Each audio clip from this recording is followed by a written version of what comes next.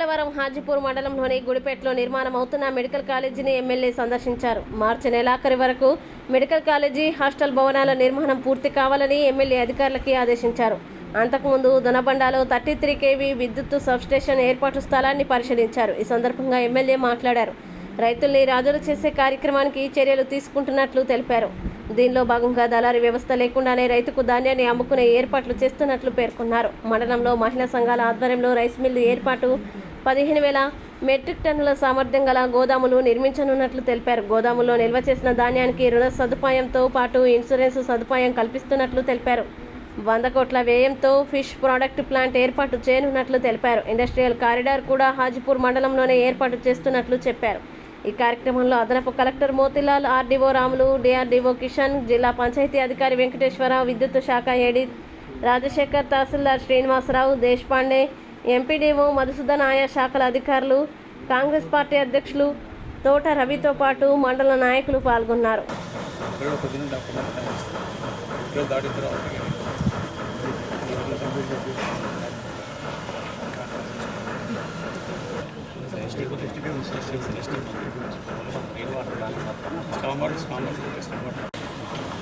Ground substation జాగించిన ఇద్దరు రెవెన్యూలు వచ్చి నా పనులు ఆయన క్లోజ్ చేసి సబ్స్టేషన్ వస్తుంది 11/30. ఇది మార్చికి ఇస్తాను సరిపో నెల బంద్. Next academic year June 1st week second start అవుతుంది. అప్పటికి మొత్తం ఇక్కడికి స్టూడెంట్స్ ఇంకా స్టాఫ్ అంతా షిఫ్ట్ అవుతుంది కాలేజీ సంబంధించి వెళ్ళినాయి. నిలబడి అన్ని ఒక్కసారి నీకు ఇక్కడ కూడా ఒక 15,000 టన్నులకు గోడౌన్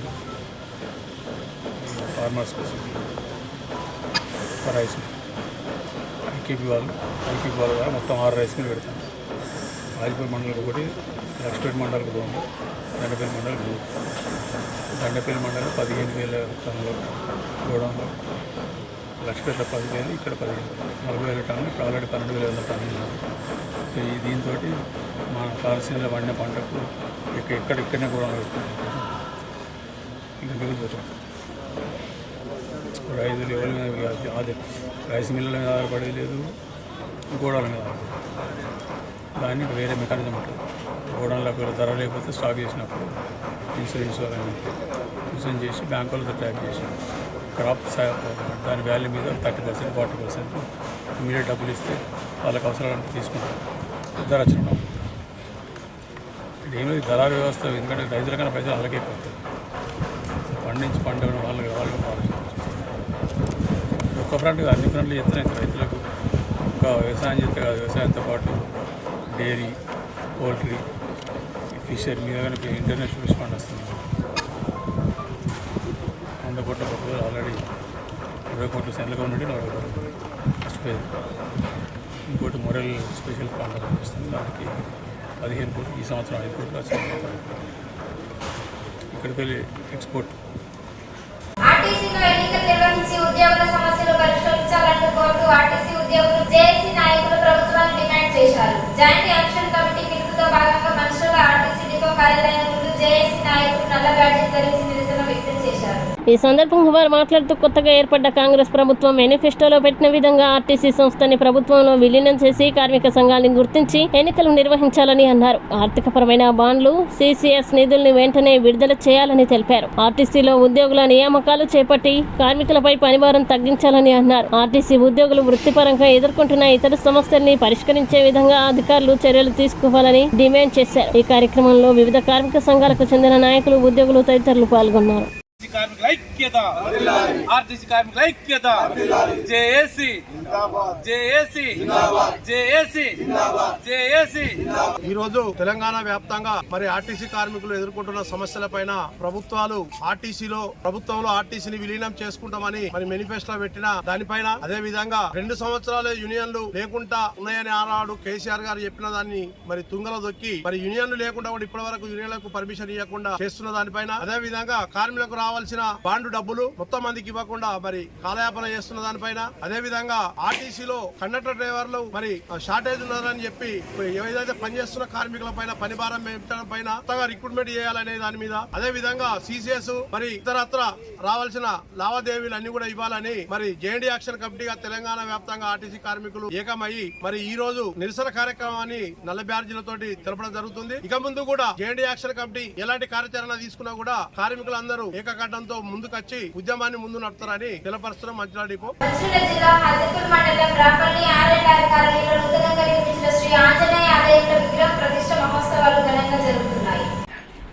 రాపల్లి ఆర్ఎన్ఆర్ కాలనీలో గ్రామస్తులు నూతనంగా నిర్మించిన శ్రీ ఆంజనేయ ఆలయంలో శ్రీ ఆంజనేయ శివ పంచాయతన సహిత నవగ్రహ విగ్రహ ప్రతిష్ఠ మహోత్సవాలు, వేద మంత్రోచ్చరణలు, వందలాది మంది జయ జయ ధ్వానాల మధ్య వేడుకలు ఘనంగా సోమవారం మొదలు కాగా, మొదటి రోజు గణపతి పూజ, యాగశాల ప్రవేశం, అగ్ని ప్రతిష్టాపన, జలాదివాసం నిర్వహించారు.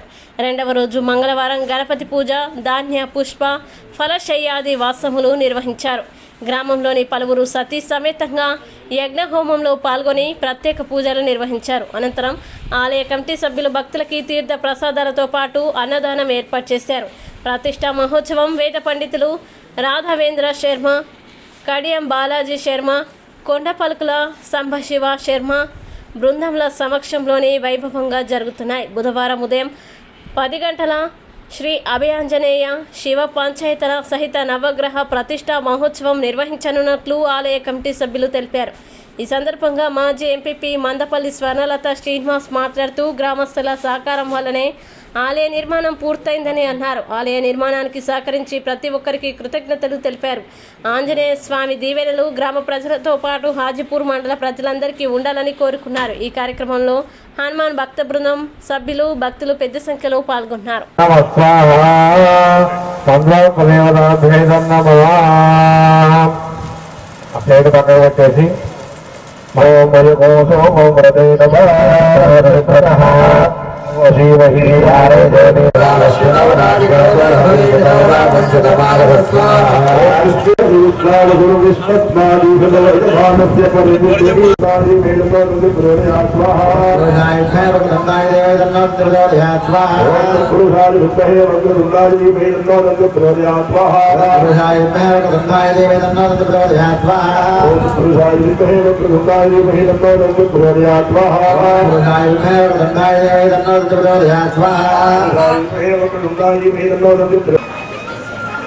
రాపల్లి గ్రామంలో నిన్నటి నుండి 3 రోజుల పాటు భక్తాంజనేయ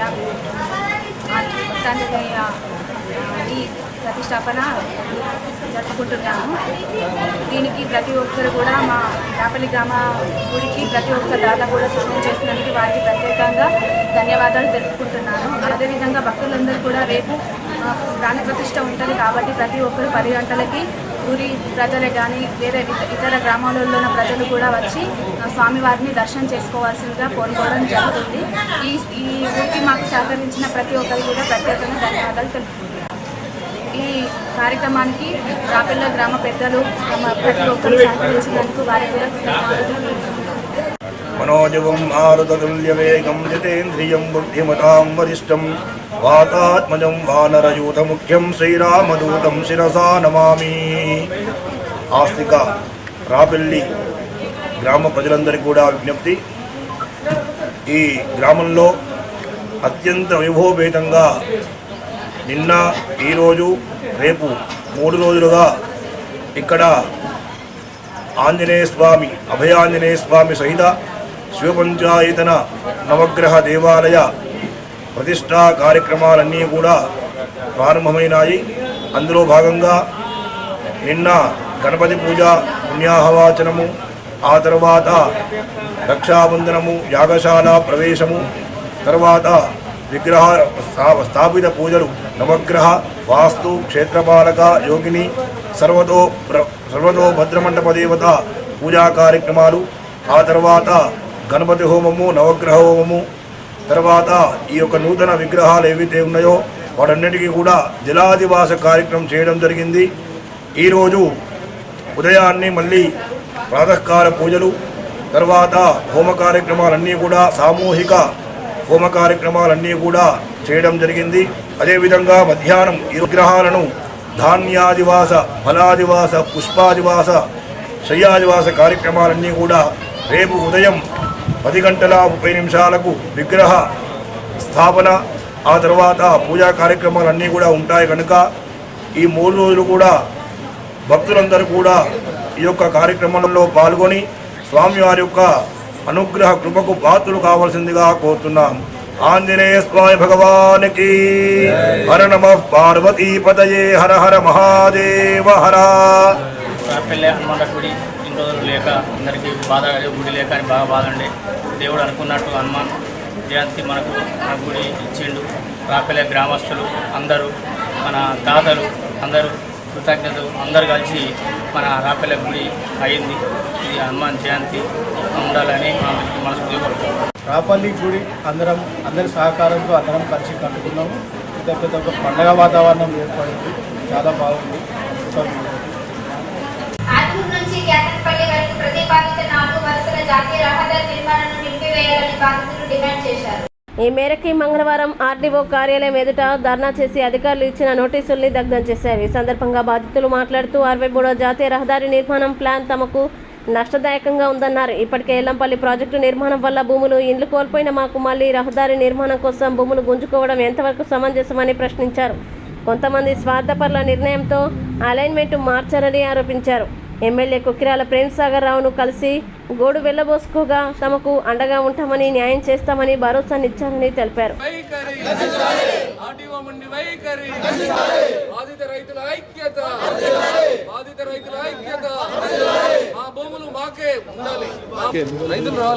అధికారుల నిర్లక్ష్యం, అధికారుల మొండి వైఖరి,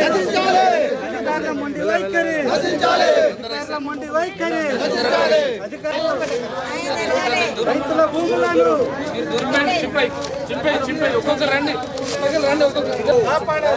రైతుల భూములను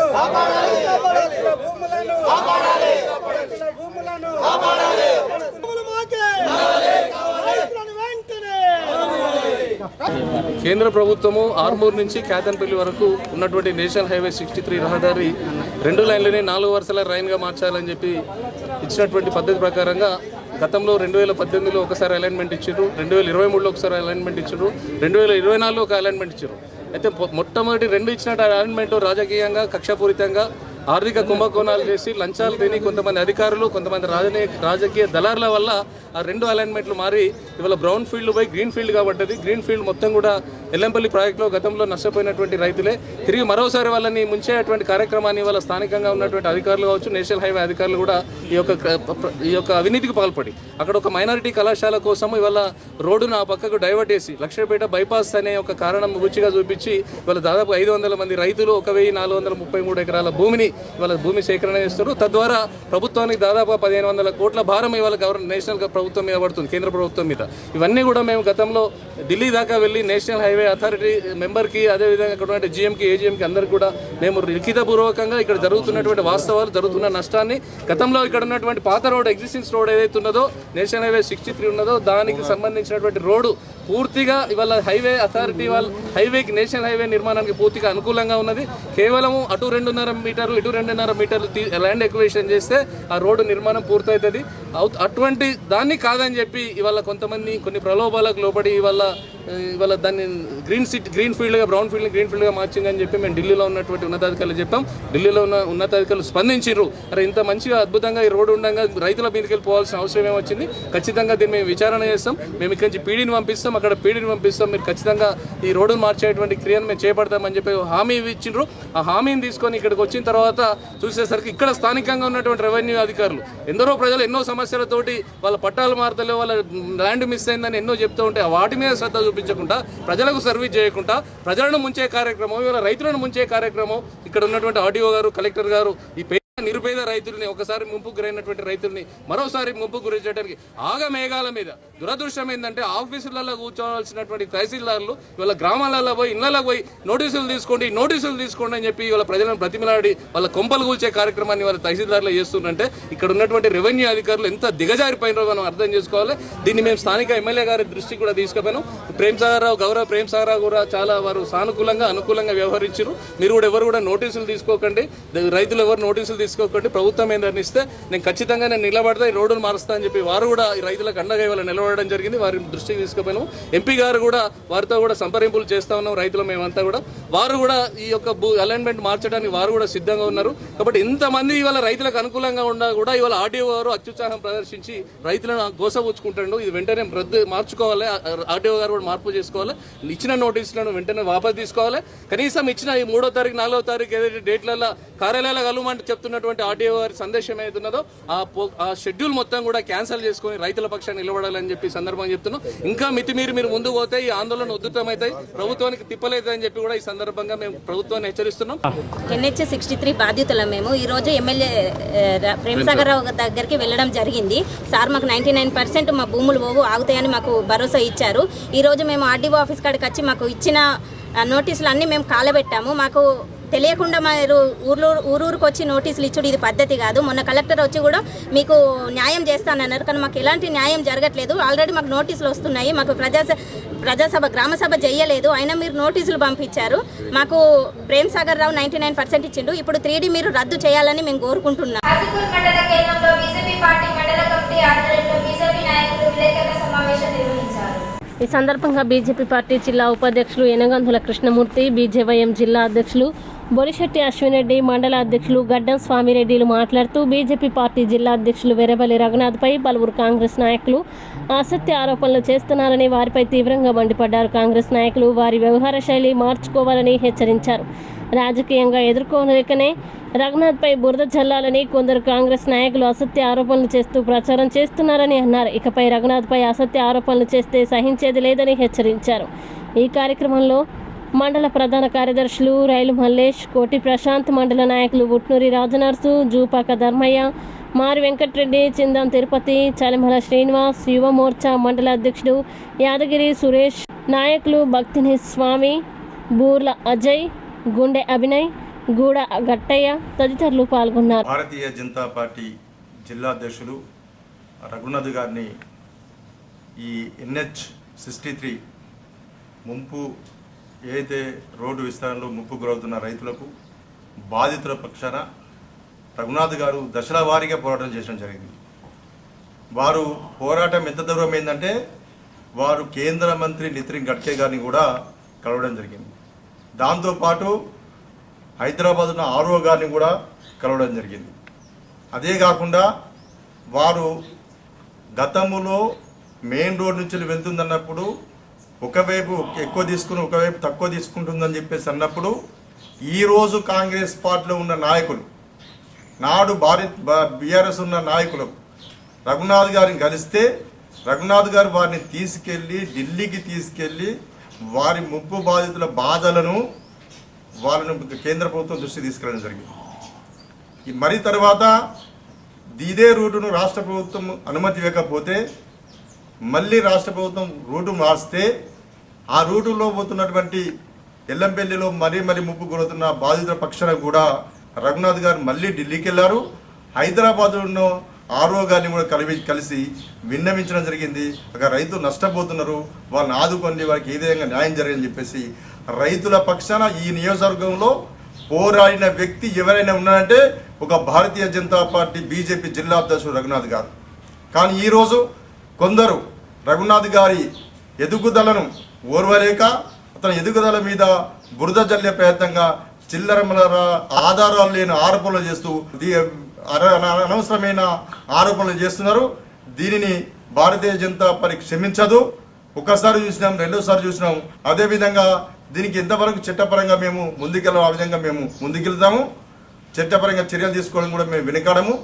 బాధితులకు అండగా ఉండేది మొట్టమొదటిసారిగా భారతీయ జనతా పార్టీ అనే విషయాన్ని మేము ఘంటాపదంగా చెప్పదలుచుకున్నాం. బాధితుల పక్షాన న్యాయం జరగాలనుకుంటే ఇక్కడ ఉన్న స్థానిక ప్రజాప్రతినిధులు కావచ్చు, పార్టీలకు అతీతంగా పార్టీలకు అతీతంగా ఎక్కడి వరకు వెళ్దామన్నా స్థానిక కాంగ్రెస్ ప్రజాప్రతినిధులు కానీ ఇంకే ప్రజాప్రతినిధులు కానీ వెళ్దామంటే వారితో వెంట నడిచేందుకు భారతీయ జనతా పార్టీ నాయకుడు రఘునాథ్ గారు వారి వెంట మేమందరం కూడా ఉన్నాం. బాధితులకు న్యాయం చేద్దాం. బాధితులకు న్యాయం చేశాక రాజకీయాలు చిల్లర రాజకీయాలు వద్దు. వారికి బాధితులకు న్యాయం జరిగే విధంగా లేదా ఎక్స్చేంజ్ పెంచే విధంగా ఏ విధంగా న్యాయం జరుగుతుంది, దాని న్యాయపరంగా ఏ రంగా ముందుకు పోతే బాగుంటుంది, ఆ విధంగా ఉత్సవంతో అఖిలపక్షం పెట్టుకుని కూర్చొని మాట్లాడదాం. దానికి ముందుగా అధికార పార్టీ నాయకులు ముందుకు రావాల్సిందిగా కోరుతున్నాం. బాధితులందరికీ కూడా మేము చేతులైతే ఒక వినయం చెప్తున్నాం. ఇది కేంద్ర ప్రభుత్వం రోడ్ వేస్తుంది, కానీ కేంద్ర భూమిని సేకరించి ఇవ్వాల్సింది రాష్ట్ర ప్రభుత్వం. ఈ విషయాన్ని పక్కదారి పట్టించి రఘునాథ్ గారి మీద బుద్ధ చల్లితే ఎవరు నమ్మద్దని చెప్పేసి బాధితులను సమయంగా వేడుకుంటున్నాం. ఇలాంటి చర్యలు చేపడితే మాత్రం భారతీయ జనతా పార్టీ ఉపేక్షించదు. న్యాయపరమైన పోరాటానికి మేము సిద్ధమవుతాం. బాధిత పక్షాన మేము అండగా ఉంటామని ఈ సందర్భంగా తెలియజేస్తాం. లో భాగంగా రఘునాథ్ వెర్రబెల్లి గారు పైన కొంతమంది కాంగ్రెస్ నాయకులు ఉద్దేశపూర్వకంగా కక్షపూరితమైనటువంటి ఆరోపణలు చేస్తూ ఈరోజు రఘునాథ్ గారి పైన కక్ష సాధింపు చర్యలకు పాల్పడుతూ ఉన్నారు. మరి కాంగ్రెస్ నాయకులు కొంతమంది ఒక బ్యాచ్ బ్రోకర్లుగా మారి ఈరోజు రఘునాథ్ గారిని బదనాం చేయడం కోసము వాళ్ళు ఒక ఎజెండా తయారు చేసుకున్నారు. మరి NH63 ఈ రోడ్డు పనుల విస్తరణకు సంబంధించినటువంటి పనులు ఈ రాష్ట్రంలో కాంగ్రెస్ పార్టీ అధికారంలో ఉన్నది. స్థానికంగా కాంగ్రెస్ పార్టీ ఎమ్మెల్యే ఉన్నాడు, ఎంపీ కాంగ్రెస్ పార్టీ ఆయన ఉన్నాడు. ఈరోజు ముఖ్యమంత్రి రేవంత్ రెడ్డి గారు కాంగ్రెస్ పార్టీ ముఖ్యమంత్రి. మరి ఇదే రేవంత్ రెడ్డి గారు గత నెలలో ఈ తెలంగాణలో జాతీయ రహదారులు వేగంగా పూర్తి చేయండి ఈయన పోయి ఒక వినతి పత్రం ఇస్తాడు. మరి ఆ వినతి పత్రం ఇచ్చినటువంటి రోజున ఇక్కడ ఉన్నటువంటి కాంగ్రెస్ పార్టీ నాయకులకు తెలియదా? ఇక్కడ ఉన్నటువంటి ఈ మంచిర్యాల నియోజకవర్గంలో ఉన్నటువంటి 3 మండలాలలో ఉన్నటువంటి సుమారు 500 మంది రైతులకు అన్యాయం జరుగుతుంది. ఈ రైతులకు అన్యాయం జరగకుండా మరి యొక్క రోడ్డులను మరి ప్రారంభించాలని ఈ కాంగ్రెస్ పార్టీకి సంబంధించినటువంటి నాయకులు మీ నాయకులకు ఎందుకు చెప్పలేదు? ఈరోజు భూమి సేకరణ చేసేటువంటి క్రమంలో ఈ రాష్ట్ర ప్రభుత్వము కేంద్ర ప్రభుత్వానికి చెప్తే కేంద్రం వచ్చి ఇక్కడ రోడ్లు వేస్తుంది. ఈ విషయం అందరికీ తెలుసు, రైతులు కూడా అదే మాట్లాడుకుంటున్నారు. కానీ ఈరోజు రైతుల ముసుగులో కాంగ్రెస్ పార్టీకి సంబంధించినటువంటి పాత మంచిర్యాలకు చెందినటువంటి ఒక నాయకుడు మరియు ఇంకొక బ్యాచ్ వీళ్ళంతా కలిసి ఈరోజు బీజేపీ పార్టీని బద్నాం చేయడం కోసము, రఘునాథ్ వెర్రబెల్లి గారిని బద్నాం చేయడం కోసము ఈరోజు ఒక ఎజెండా పెట్టుకొని ముందుకు పోతున్నారు తప్పితే ఇందులో ఎలాంటి వాస్తవం లేదనే విషయాన్ని ఈ సందర్భంగా నేను తెలియజేస్తా ఉన్నాను. మరి అదేవిధంగా ఇప్పటికైనా కాంగ్రెస్ పార్టీకి సంబంధించినటువంటి నాయకులు మీ యొక్క ఆరోపణలను మానుకొని ఇక్కడ ఉన్నటువంటి వాస్తవం ఏందో గ్రహించండి. అనవసరంగా రైతులను రాజకీయంలోకి లాగి ఈరోజు రైతుల ముసుగులో రైతులను వాళ్ళను ఇబ్బందులకు గురి చేయకండి, రైతులను తప్పుదోవ పట్టించకండి. మేము కోరుకునేది ఒకటే, రాజకీయం అనేది సంవత్సరం మొత్తం చేస్తాం, కానీ రైతులపైన రాజకీయం చేయడము మానుకోవాల్సిందిగా వాళ్ళను హెచ్చరిస్తా ఉన్నాం. అయినోళ్ళ కాకులలో కానోళ్ళకు కంచాలల్లో అన్నట్టు ఈరోజు కాంగ్రెస్ పార్టీ నాయకుల వ్యవహార తీరు ఆ రకంగా ఉంది. ఇప్పటికైనా మీరు మీ వ్యవహార శైలి మార్చుకోకపోతే ఖబర్దార్ కాంగ్రెస్ నాయకులారా, మీకు ఏ రకంగా బుద్ధి చెప్పాలనో ఆ రకంగా బుద్ధి చెప్పి తీరుతాం. అప్పటి వరకు కూడా భారతీయ జనతా పార్టీ పైన ఎలాంటి దూషణలు చేసినా మేము ఎప్పటికప్పుడు స్పందిస్తూనే మీ పైన చట్టపరమైన చర్యలకు మేము తీసుకుంటాం. ఇప్పటికైనా మీరు రఘునాథ్ వెర్రబెల్లి గారికి క్షమాపణలు బహిరంగంగా చెప్పండి. లేని పక్షంలో ఎవరిని కూడా ఎంతటి వారైనా కూడా మేము ఉపేక్షించమని ఈ సందర్భంగా హెచ్చరిస్తా ఉన్నాను. కొంతమంది నాయకులు పదే అంటే మీ దగ్గర ప్రూఫ్ ఉంటే మేము ఖచ్చితంగా రండి, ఖచ్చితంగా ఎక్కడన్నా అవకతవకలు జరిగితే మీరు నిరూపించండి. కానీ ఉట్టిగానే రోడ్డు మీద పోతే రైతులను ఉట్టిగా మభ్య పెట్టుకుంటా ఈరోజు రైతులను బీజేపీ పక్షాన ఉన్నారు, రఘునాథ్ పక్షాన ఉన్నారు. దీన్ని ఓర్వలేక ఈరోజు అధికార పార్టీ నాయకులు కానీ ప్రతిపక్ష పార్టీ నాయకులు కానీ ఈరోజు వివిధ పార్టీ నాయకులు ఈరోజు అసత్య ప్రచారం చేస్తున్నారు. రైతులను మన పక్కదోవ పట్టిస్తారు. రైతులకు అన్ని తెలుసు. ఈరోజు రఘునాథ్ ఏం చేసిండు, ఈరోజు రఘునాథ్ గారు దానికోసం కష్టపడింది ఏందో ఖచ్చితంగా తెలుసు. ఇలా ఆ నాయకులు తెలుసుకోవాలి. అసలు అలాట్మెంట్ అనేది ఎవరిస్తారు? అంటే మీకు కనీసం ఆ విషయం కూడా తెలియకుండా పార్టీ పేరు బదనాం చేస్తారు. వ్యక్తిగతంగా మన రఘునాథ్ గారిని దూషించుకుంటూ ఈరోజు పార్టీ పేరు చేస్తారు. అసలు వాస్తవంగా మీరు తెలుసుకోరి, ఆ ల్యాండ్ అలాట్మెంట్ అనేది రాష్ట్ర ప్రభుత్వం ఇస్తుంది. దీనికి కేంద్రానికి ఏ సంబంధం ఉండదు. ఫస్ట్ మీరు అధికారంలో ఉన్న ఎమ్మెల్యేలు కానీ ముఖ్యమంత్రి కానీ మీరు అడుగురు ఫస్ట్. ఈరోజు మా పార్టీ ఎమ్మెల్యే గెలవలేదు, అయినా కూడా మీ ప్రజల పక్షాన నుండి కొట్లాడినాం, ఢిల్లీ పోయినాం, హైదరాబాద్ పోయినాం. కాకపోతే ఏంటంటే మీరు పదే అధికార పార్టీ ఎమ్మెల్యేలు ఉన్నారు, ఈరోజు రాష్ట్రంలో కాంగ్రెస్ పార్టీ ముఖ్యమంత్రి ఉన్నాడు, అక్కడికి పోయి అడుగుర్రి, రైతులను తీసుకుపోర్రి. ఈరోజు ఆ ఎమ్మెల్యేలతో కావాల్సి మేము రఘునాథ్ గారు రమ్మంటే మేము రైతుల పక్షాన ముఖ్యమంత్రి గారి దగ్గర రావాలన్నా కూడా రావడానికి రెడీ ఉన్నాం, రైతుల పక్షాన రావడానికి. కానీ వీళ్ళ పదే సార్లు ఈ మండలం ఉన్న అధికార పార్టీ నాయకులు ఈ ప్రజలను వాస్తవం ఏంటంటే రైతులకు అన్ని తెలుసు, రైతులే చెప్తారు ఇది మన కేంద్ర ప్రభుత్వం సంబంధం లేదు, కేంద్ర ప్రభుత్వం ఓన్లీ రోడ్డు సంబంధించిన ఫండ్స్ ఇస్తుంది. కాకపోతే ఏంటంటే ల్యాండ్ యాక్విజిషన్స్ అనేది ఖచ్చితంగా రాష్ట్ర ప్రభుత్వం తీసేయాలి. రాష్ట్ర ప్రభుత్వం ఎక్కడి నుంచి ఇస్తే అక్కడి నుంచి వెళ్ళి రోడ్ వేస్తుంది కేంద్ర ప్రభుత్వం. కానీ ఇది తెలియక నాయకులు కొంతమంది మన రైతులను మభ్య పెడుతూ వాళ్ళ భూములు ఇచ్చే రైతులను మభ్య పెడుతూ ఈరోజు జిల్లా అధ్యక్షుడు రఘునాథ్ గారిని మన వ్యక్తిగతంగా చూసినాం. కానీ ఖచ్చితంగా మేము దీనికి వాళ్ళు సమాధానం చెప్పాల్సిందే. మీరు రండి, మేము ఎక్కడికంటే అక్కడికి వస్తాం, రైతుల దగ్గరనే కూర్చుందాం, మేము చేసిన తప్పును అక్కడ నిరూపించురి. ఇలా అధికార పార్టీకి ఎమ్మెల్యేలను అడుగురు, ఎమ్మెల్యేతో మేము ఇప్పుడు ఇది ఖచ్చితంగా మీరు ముఖ్యమంత్రి దగ్గర రమ్మంటే మేము కూడా వస్తాం మన బీజేపీ తరఫున. కానీ ఇలాంటివి మానుకోవాలి, దీన్ని ఖచ్చితంగా మేము ఖండిస్తున్నాం. ఖచ్చితంగా దీన్ని పరువు నష్ట దాబా వేసి ఖచ్చితంగా వీళ్ళను ఎవరెవరు ఈ పార్టీ సంబంధించిన జిల్లా అధ్యక్షుడిని విమర్శిస్తారో ఖచ్చితంగా వాళ్ళకి క్షమాపణ చెప్పేదాకా దీన్ని వదిలిపెట్టామని తెలియజేస్తున్నాం.